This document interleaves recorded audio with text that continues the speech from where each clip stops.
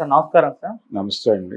Sir 'Harihara Veeramallu' cinema నిన్నటి నుంచి కూడా అది పోస్ట్‌పోన్ కాబోతుంది అంటూ వార్తలైతే వైరల్ అవ్వడం మనం చూసాము. అయితే అఫీషియల్ అనౌన్స్‌మెంట్ వాళ్ళు ఇవ్వకపోయినా ప్రీ రిలీజ్ ఈవెంట్ మాత్రం 8వ తారీఖు లేదు అని చెప్పారు. కొత్త డేట్‌ని తొందరలో ప్రకటిస్తామని చెప్పారు. దీంతో ఖచ్చితంగా ఇది పోస్ట్‌పోన్ అవుతుందని భావిస్తున్నారు. అయితే జూలైలో ఫస్ట్ వీక్‌లో టార్గెట్ చేసి సినిమా రిలీజ్ చేయబోతున్నారు అని కూడా ఒక వార్త వైరల్ అవుతుంది. మరి జూలైలోనే విజయ్ దేవరకొండ గారి 'కింగ్డమ్' సినిమా ఉంది. మరి 'కింగ్డమ్' సినిమా ఇప్పుడు విజయ్ దేవరకొండ మరోసారి తన రిలీజ్ డేట్ ని త్యాగం చేయాలా అని కూడా ఆ రకంగా చర్చలు అయితే జరుగుతున్నాయి. మరి జూలైని టార్గెట్ చేస్తే విజయ్ దేవరకొండ వెనక్కి తగ్గుతాడా సార్, లేకుంటే అదే రోజు రిలీజ్ అయ్యే అవకాశం ఉన్నాయా? అంటే జూలై 4 అనే మాట ఒకటి బయటకు వచ్చింది, అటు నుంచి అవును బయటకు వచ్చింది. ఇక్కడ నుంచి డేట్ రాలేదు. 'హరిహర వీరమల్లు' పోస్ట్పోన్మెంట్ అనేది వాస్తవమే, కానీ డేట్ అనౌన్స్మెంట్ రావడానికి ఇంకొంచెం టైం పడుతుందని చెప్తున్నారు. టైం పడుతుంది అంటే డెఫినెట్ గా అది జూలై ఎండ్కి వెళ్ళొచ్చు, సెకండ్ వీక్ అవ్వచ్చు, ఏదైనా కావచ్చు. అంటే జూలైలోనే పెట్టుకునే అవకాశం ఉంది. 1 మంత్ దాటిస్తే ఇబ్బంది అవుతుంది. అందుకని జూలై 4th వేయాలనే రూల్ ఏం లేదు కదా. అది 7వ తారీఖు వేయచ్చు, 9వ తారీఖు వేయచ్చు, వాళ్ళ ఇష్టం అది. కాబట్టి వీళ్ళు డేట్ షిఫ్ట్ చేసుకోవాల్సినటువంటి అవసరం లేదు. విజయ్ దేవరకొండ నుంచి డేట్ షిఫ్ట్ అవసరం లేదు. రెండోది, ప్రస్తుతం థియేటర్లు చాలా హంగ్రీగా ఉన్నాయి, సినిమాల విడుదలలు కోరుకుంటున్నాయి, తపస్సు చేస్తున్నారు. పెద్ద హీరోల సినిమాల కోసం సింగిల్ స్క్రీన్స్, మల్టీప్లెక్స్లు అన్నీ కూడా తపస్సు చేస్తున్నటువంటి సందర్భంలో డేట్ క్లాష్ అవుతుందని ఇద్దరు పెద్ద హీరోల సినిమాలు ఒకదాని తర్వాత ఒకటి పెట్టుకోవడం అనేది అది అనవసరమైన వ్యవహారం. పవన్ కళ్యాణ్ సినిమా మీద విజయ్ దేవరకొండ సినిమా పోటీ అనక్కర్లేదు. 2 సినిమాలు రిలీజ్ అవుతాయి.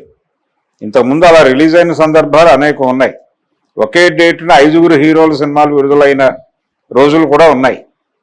అకామిడేట్ అయిపోతారు. ఆ రోజున ఇంకా ప్రెజర్ ఉన్నటువంటి రోజులు, థియేటర్ల మీద విపరీతమైన ప్రెజర్ ఉన్న రోజుల్లోనే ఒకే రోజు 2-3 హీరోల సినిమాలు విడుదలయ్యేవి. అది ఎప్పుడు ప్రెజర్ ఫీల్ అవ్వలేదు ప్రపంచం. కానీ తర్వాత రోజుల్లో సినిమాల సక్సెస్ రేటు తగ్గుతున్న టైంలో పెద్ద హీరోల సినిమాల్లో విషయం లేక జనాల నుంచి నిరాదరణ పొందుతున్నటువంటి దశ ఒకటి నడిచింది. ఆ దశలో ఫ్లాపుల నివారణ కోసం దిల్ రాజు లాంటి ఇంటలెక్చువల్స్ ఒక చోట చేరి కుమ్మక్కు రిలీజులను పద్ధతి తీసుకొచ్చారు. కుమ్మక్కు రిలీజ్ అంటే ప్రతి పెద్ద హీరో సినిమా రిలీజ్కి మినిమం 15 రోజులు గ్యాప్ ఉండేలాగా ఇంకో సినిమా ప్లాన్ చేద్దాం. ఒక సినిమాకి ఒక సినిమా ఇబ్బంది పెట్టేటువంటి పరిస్థితి తీసుకురావద్దు అంటే టోటల్గా ఉన్నటువంటి థియేటర్లు అన్నింటిలోనూ అదే సినిమా పడుతుంది. ఆడియన్స్కి ఆప్షన్ ఇవ్వద్దు. సినిమా చూడాలనుకుంటే చచ్చినట్టు ఈ సినిమాయే చూడాలి అనే పరిస్థితి కల్పించారు. ఇది జనాలకు వెగటు పుట్టించింది. వెగటు పుట్టిన తర్వాత జనాలు తిరస్కరణ మొదలైన తర్వాత మళ్ళీ 2 హీరోలు సినిమాలు ఒకే రోజు రిలీజ్ చేయటం అనే పద్ధతికి వచ్చారు. ఇప్పుడు మళ్ళీ రిలీజ్ డేట్ల గురించి ఆందోళన పడటం అనేది తప్పు. అందుకని Vijay Deverakonda cinema July 4 release అయిపోతుంది అని అనుకుందాం. మరీ అతిగా ఆలోచించి వాళ్ళు ఏదో వెనక్కి జరిగితే అది అప్పటి పరిస్థితి. కానీ విజయ్ దేవరకొండ భయపడాల్సినటువంటి అవసరం లేదు నిజానికి 'హరిహర వీరమల్లు'కు సంబంధించి. అంటే జనం కూడా కోరుకుంటున్నారు 2-3 సినిమాలు ఉంటే మాకు ఒక ఆప్షన్ ఉంటుంది అని. 'హరిహర వీరమల్లు' చూసిన వాళ్ళు 'కింగ్డమ్' చూస్తారు, 'కింగ్డమ్' చూసిన వాళ్ళు అది కూడా చూస్తారు. చూడరు అనేది ఏం లేదు. నోన్ ఫేసెస్ ఉన్నాయి, అక్కడ ఎక్స్పెక్టేషన్స్ ఉన్నాయి 2 సినిమాల మీద. విజయ్ దేవరకొండ అభిమానులు ఈగర్గా ఉన్నారు. అంటే ఆయన కొంత ఈ మధ్య కాలంలో ఆయనకి పైగా లైగర్ నుంచి ఒక ప్రాబ్లం ఉంది. ఆ తర్వాత ఆయన రీసెంట్ రిలీజ్ 'ఫ్యామిలీ మ్యాన్' కూడా ప్రాపర్గా వర్కౌట్ అవ్వాలి. అది విజయ్ దేవరకొండ తప్పు కాదు.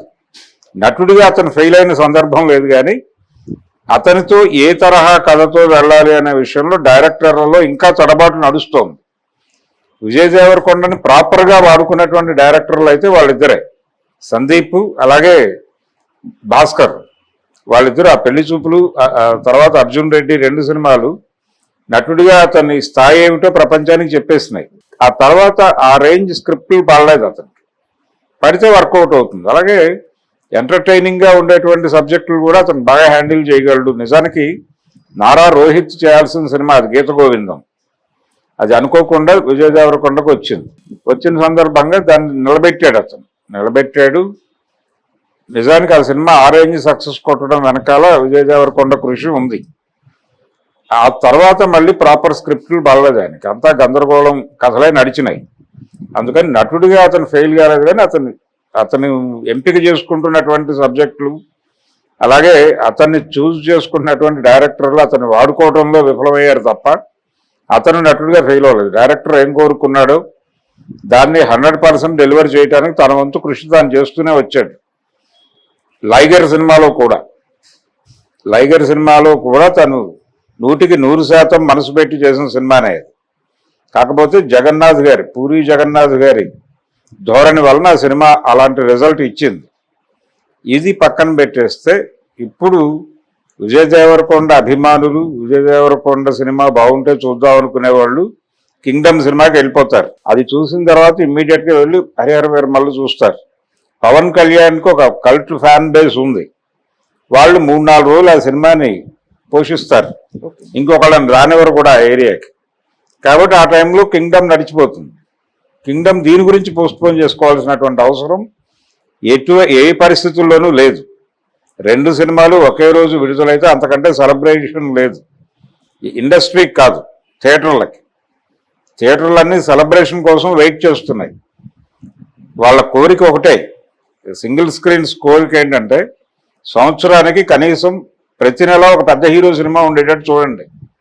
ఏదో రకంగా మేము దాని మీద జనరేట్ చేసిన డబ్బులతో మిగిలిన రోజులు బతుకుతాం అని అడుగుతున్నారు. ఇప్పుడు మళ్ళీ కుమ్మక్కు రిలీజుల పద్ధతిలో కింగ్డమ్ రిలీజు, హరిహర వీరమల్లు రిలీజుకి కాంప్లికేటెడ్ కాకూడదు అని అనుకోవడమే తప్పు. అలా అనుకోకుండా సినిమాలు ఎన్ని రిలీజ్ చేస్తే అన్నిటినీ అకామిడేట్ చేయడానికి వాళ్ళు సిద్ధంగా ఉన్నామని ప్రకటించారు. ఇంకా ఇప్పుడు ఈ డిస్కషన్ తీసుకురావడం కరెక్ట్ కాదు. జూలై 4 వాళ్ళు ఫిక్స్ అయ్యారు కాబట్టి వాళ్ళు ఆ డేట్ని వచ్చేస్తారు.